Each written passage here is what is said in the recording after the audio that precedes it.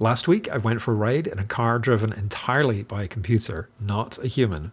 It wasn't a Tesla, it's a publicly available rideshare service, and anyone can ride in them, just like an Uber. I wasn't sure what the experience would be like. Would I survive the trip? Would it feel safe or scary? Would I miss having a human driver?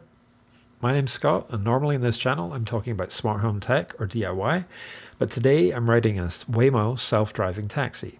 Keep watching to find out what the experience was like, and for more footage of the journeys I took, showing the car coping with various hazards along the way.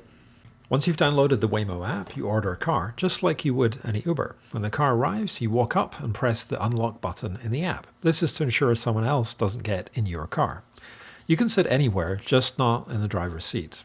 Once you've buckled up, you hit the start ride button on either of the two screens. There's one of those up front and one in the back, and then the ride starts.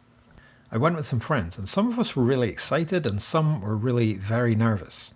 I first saw one of these over a decade ago in Silicon Valley, and they've come a long way since then. Waymo is actually part of Google, and they've invested the last 15 years taking this tech from something that could only do simple maneuvers on freeways to something that can now drive on any city street. For almost all of the last 15 years, they've had safety drivers on board, but now, for the most part, the only human in the car is going to be you.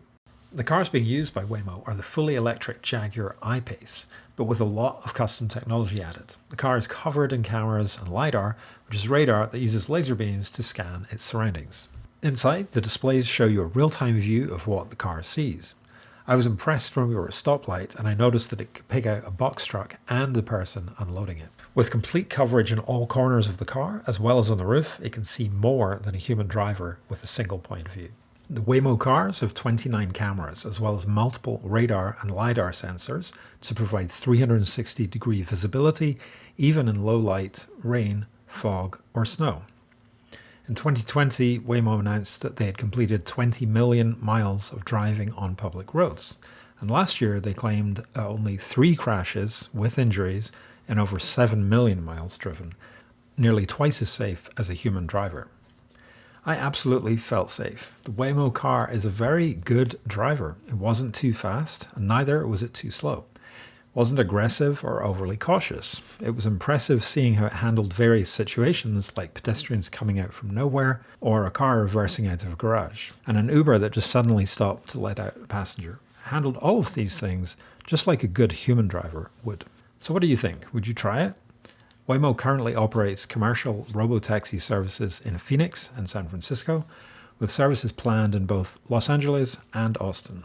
Soon, Waymo will introduce cars specifically designed for robotaxi service, so they won't have a steering wheel, and that means they'll be able to seat up to 5 people plus luggage. After you complete the ride, your car drives off all by itself, which is another reminder of how crazy it is we now have self-driving vehicles.